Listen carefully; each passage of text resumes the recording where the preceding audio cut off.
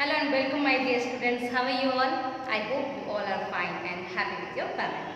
So dear students, last week हमने हमारी Hindi text book से सुनहरा नेवला वाला चैप्टर फिनिश किया था।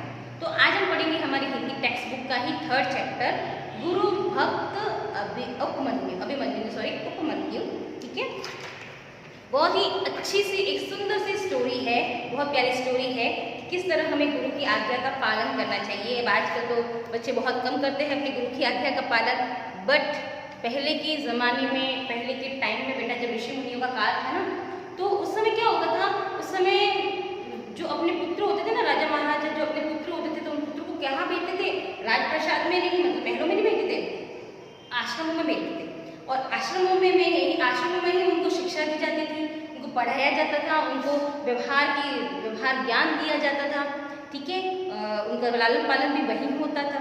और जब वो बड़े होते थे 17-18 साल के, उनकी शिक्षा कंप्लीट हो जाती थी, तब उनको वापस भेज दिया जाता था, है ना। ऐसे होता था, आपने देखा होगा रामायण में वगैरह, महाभारत में, है ना। तो बेटा आज हम स्टोरी में यही पढ़ने वाले हैं कि गुरु का जो स्थान होता है वो भगवान से भी ऊपर होता है। हम गुरु की आज्ञा की अवहेलना कर कभी भी प्रसन्न नहीं रह सकते। गुरु की आज्ञा का पालन कर व्यक्ति जो है मतलब श्रेष्ठ बन सकता है, उन्नति के पथ पर बढ़ता जाता है। क्योंकि गुरु जो होता है वो कभी भी अपने शिष्य की मतलब बुराई नहीं, अपितु भलाई ही चाहता है।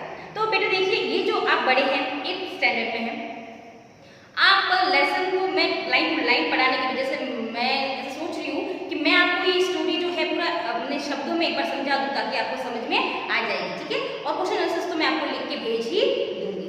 तो मैं ये स्टोरी जो है ना पूरी आपको अपने शब्दों में समझा रही हूँ। अच्छी सी स्टोरी है। देखिए क्या है इस स्टोरी में। प्राचीन काल में एक धौम्य ऋषि थे, धौम्य नाम था उनका। ठीक है, आश्रम में रहते थे, उनके पास शिष्य जाते थे पढ़ाई करने के लिए, शिक्षा सीखने के लिए। तो उनके पास बहुत सारे शिष्य थे। देखिए मैं ये लेसन ही पढ़ रही हूँ, ठीक है, मैं लाइन टू लाइन न पढ़ के मैं आपको इस स्टोरी को अच्छे से बता रही हूँ। स्टोरी जैसे समझ में आ गई आपको सब समझ में आ जाएगा, है ना। तो धौम्य ऋषि में बहुत सारे शिष्य थे। उन शिष्यों के बीच में एक उपमन्यु, उनका एक शिष्य था उपमन्यु। तो क्या हुआ, रोज का उनका नियम था, उनको ये शिक्षा दी जाती थी और वो मतलब ये बताया जाता था कि आपको आश्रम के नियमों का पालन किसी भी हालत में करना है, चाहे कुछ भी हो। और खाना जो था उनके खाने के लिए वो गांव में जाते थे, भिक्षा मांग कर लाते थे। और भिक्षा मांगने के बाद वो सबसे पहले गुरुजी के पास आते थे, सारा खाना गुरुजी के सामने रखते थे और फिर गुरुजी उसको बच्चे से डिवाइड करते थे, यानी बांटते थे। हर एक शिष्य को एक जैसा मतलब बिल्कुल एक जैसा भोजन दिया जाता था। ठीक है, समझ में आया। तो एक दिन इसी तरह सब कुछ चल रहा था। तो एक दिन पास वाले उसी गाँव के राजा थे, वो यज्ञ कर रहे थे, है ना।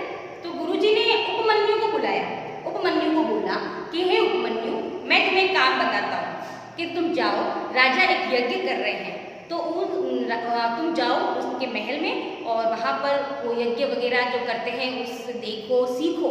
ठीक है, तो उपमन्यु बहुत खुश हो गया कि चलो।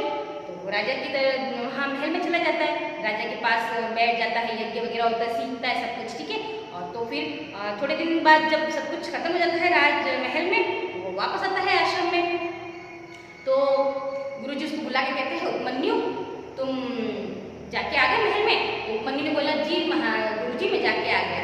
तो कि तुम तो पहले से, तुमने खाना वहाँ पे क्या खाया? गुरुजी ने उसको क्या बोला कि तुमने वहाँ पर खाना क्या खाया? तुमने वहाँ पे मिष्ठान खाए होंगे, जरूर अच्छे अच्छे पकवान खाए होंगे। तो उपमन्यु ने बोला कि नहीं गुरुजी मैंने नहीं खाया। ठीक है, तो फिर गुरुजी ने बोला फिर इतने दिन तुम भूखे तो रह सकते नहीं हो, फिर तुमने क्या किया? तो गुरुजी ने बोला, उपमन्यु ने बोला कि गुरुजी नहीं, मैं गांव में जाता था, भिक्षा मांग कर लाता था और मैंने वही भिक्षा खाई है, मैंने महल के पकवान और वो सब जो है नहीं खाए, है ना। तो गुरुजी ने बोला तब तो तुमने आश्रम के नियमों की अवहेलना की है। तो उपमन्यु ने बोला वो कैसे महाराज, मैंने तो भिक्षा मांग कर ही खाई है, मैंने तो मिष्ठान वगैरह जो राजमहल में स्वादिष्ट बने थे वो कुछ भी नहीं खाया।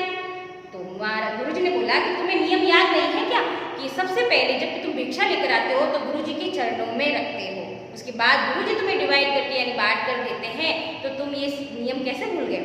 तो उपमन्यु ने उन्हें हाथ जोड़कर माफ़ी मांगी गुरुजी से और उन्हें बोला कि आगे से ऐसा नहीं होगा। नेक्स्ट डे से वापस वही नियम चलने लग गया, वो भिक्षा मांग के लाता था, गुरुजी के चरणों में रखता था। ठीक है ना। धीरे धीरे क्या हुआ, देखिए फिर ये अब गुरुजी ने क्या किया, 2 दिन बाद धौम्य ऋषि ने उपमन्यु को फिर से बुलाया। ठीक है, तो अब मतलब जब वो है ना उसको सजा दी उसने गुरुजी ने कि जो वो महल से भिक्षा मांगकर खुद ही अकेला खा गया, गुरुजी के सामने नहीं रखा, तो गुरुजी धौम्य ऋषि ने क्या किया कि उपमन्यु को 2 दिन की पनिशमेंट दी। ठीक है, क्या पनिशमेंट दी कि अब तुम भिक्षा मांगकर लाओगे, मेरे सामने रखोगे, लेकिन तुम्हें खाना नहीं मिलेगा। ठीक है, तो 2 दिन तक उसको खाना जो है उपमन्यु को मिला नहीं। तो उपमन्यु को फिर से 2 दिन बाद बुलाया। उनको गुरुजी को लगा कि अब वो कमजोर हो गया होगा, थोड़ा सा भूख के मारे उसकी जान निकल गई होगी, तो उसको बुलाया। लेकिन जैसे गुरुजी ने उपमन्यु को देखा तो वो हष्ट-पुष्ट और स्वस्थ दिख रहा था। तो गुरुजी ने सोचा कि अरे ये कैसे संभव है, तो उसने उपमन्यु को पूछा, गुरुजी ने उपमन्यु को पूछा कि उपमन्यु, मैंने तो तुम्हें खाना दिया ही नहीं, तो तुमने तो कुछ खाया नहीं, लेकिन तुम तो पहले से भी हष्ट-पुष्ट लग रहे हो, तो ये कैसे संभव हो गया। उपमन्यु ने बोला कि गुरुजी, जब मैं गायों को चराने जाता था ना, तो मैं गायों का दूध पी लेता था। क्या पी लेता था? गायों का दूध पी लेता था, इसलिए अब उससे मेरी भूख शांत हो गई थी, मुझे भूख नहीं लगी, तो मैंने आपका दिया हुआ नहीं खाया, पर मैंने दूध भरपेट पिया है। अब देखो उपमन्यु में क्या था ना, झूठ नहीं बोलता था गुरुजी से, और झूठ बोलना भी नहीं चाहिए। गुरुजी को और क्रोध आया। गुरुजी ने बोला कि उपमन्यु, तुमने तो मेरी आज्ञा की दूसरी बार अवहेलना की है, दूसरी बार अवहेलना की है। और गुरुजी ने उसको समझाया कि क्या इसीलिए तुम्हारे माता पिता ने मेरे पास भेजा है कि तुम गुरुजी की अवहेलना करो आज्ञा की, कि जो इंसान, फिर गुरुजी ने उसको एक ऐसी लाइन बोली कि जो इंसान अपने देह पर, देह यानी होता है हमारा शरीर, कि जो इंसान अपने शरीर पर अपना नियंत्रण नहीं रख पाता, अपनी भूख पर अपना नियंत्रण नहीं रख पाता, वो जिंदगी में कभी भी प्रगति नहीं कर पाता। ठीक है, इस तरह से गुरुजी ने उपमन्यु को समझाया। उपमन्यु की आंखों में पानी आ गया, वो रोने जैसा हो गया। उसने उस दिन गुरुजी को हाथ जोड़कर माफी मांगी और वचन दिया कि गुरुजी, अब जब तक आप नहीं बोलेंगे मुझे कुछ भी खाने को नहीं देंगे, तब तक मैं बिल्कुल भी नहीं खाने वाला। ठीक है, अब क्या हुआ, नेक्स्ट डे से फिर वापस अभिमन्यु गायों को चराने के लिए चला गया, लेकिन जाते जाते फिर उसको रास्ते में बहुत तेज भूख लग गई। अब गुरुजी ने तो गायों का दूध पीने के लिए मना किया है, अब क्या करे, उसकी क्षुधा जो है पेट की वो शांत नहीं हुई, तो उसने क्या किया, जंगल में गया ना, वहां से पेड़ के पत्ते थे, उस पेड़ के पत्तों को लेकर वो खा गया। अब इस पेड़ के पत्ते होंगे जहरीले, सो जहर उसकी आंखों में चढ़ गया, और आंखों में चढ़ने की वजह से वो धीरे धीरे उसकी आंखों की दृष्टि क्या हो गई, कमजोर हो गई, और सांझ पड़ते पड़ते उसको आंखों से दिखना ही बंद हो गया। बहुत घबरा गया उपमन्यु, उसे कुछ नहीं नजर आ रहा था आगे, अब वो आश्रम तक कैसे पहुंचे। ठीक है, तो फिर क्या हुआ, अब गाय तो क्या होती है बेटा, आप ध्यान रखना, गाय और भैंस जो होती है ना, वो अपने रास्ता अपना घर अच्छे से जानती है। गायों को आप सुबह छोड़ दोगे ना, तो वो शाम को धीरे धीरे धीरे वापस आकर अपने घर तक पहुंच ही जाएगी। समझदार होते हैं गाय और भैंस जानवर। ठीक है, तो गाय तो सारी आश्रम में पहुंच गई रात को, और उपमन्यु वहीं पर चलता फिरता जा रहा था, टटोलता, उसको दिख नहीं रहा, तो एक खड्डे के अंदर वो क्या हो गया, गिर गया, है ना, और वहीं पे पड़ा रह गया, उसको दिख नहीं रहा था, वो जाएगी कैसे। तो जैसे ही रात को गुरुजी ने उपमन्यु को ढूंढा, देखा नहीं, तो उसको सब ऋषियों से, मतलब सब उसके साथियों से पूछा कि उपमन्यु कहाँ है। तो सब साथियों ने बोला कि महाराज गाय तो सब आ गई है, परंतु उपमन्यु अभी तक नहीं आया। तो गुरुजी बहुत घबरा गए, और वो अपने साथियों को लेकर, उसके साथियों को लेकर जंगल में उसको ढूंढने के लिए चले गए। ढूंढते ढूंढते वो चिल्लाने लगे, उपमन्यु उपमन्यु। तो उपमन्यु ने जैसे ही गुरुजी की आवाज़ सुनी, तो उपमन्यु बोला, और गुरुजी उपमन्यु तक पहुंचे, तो उपमन्यु को पूछा कि तुम यहाँ क्या कर रहे हो।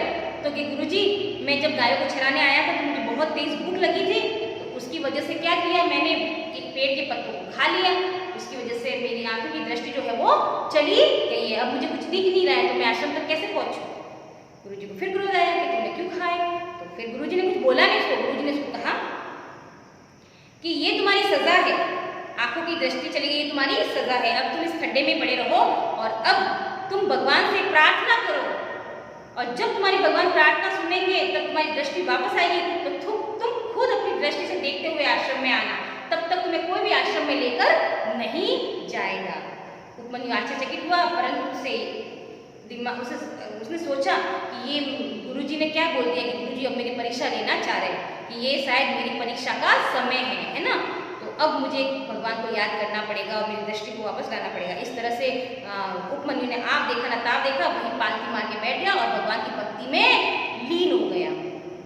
उसने इतनी तेज भक्ति की, 2-3 दिन, पता नहीं कितने दिन, तो उसने बहुत तेज भक्ति की, जिसकी वजह से भगवान प्रसन्न होकर उनके वैद्य, एक वैद्य का नाम भी है शायद उन्होंने ये यहाँ पर दिया हुआ है,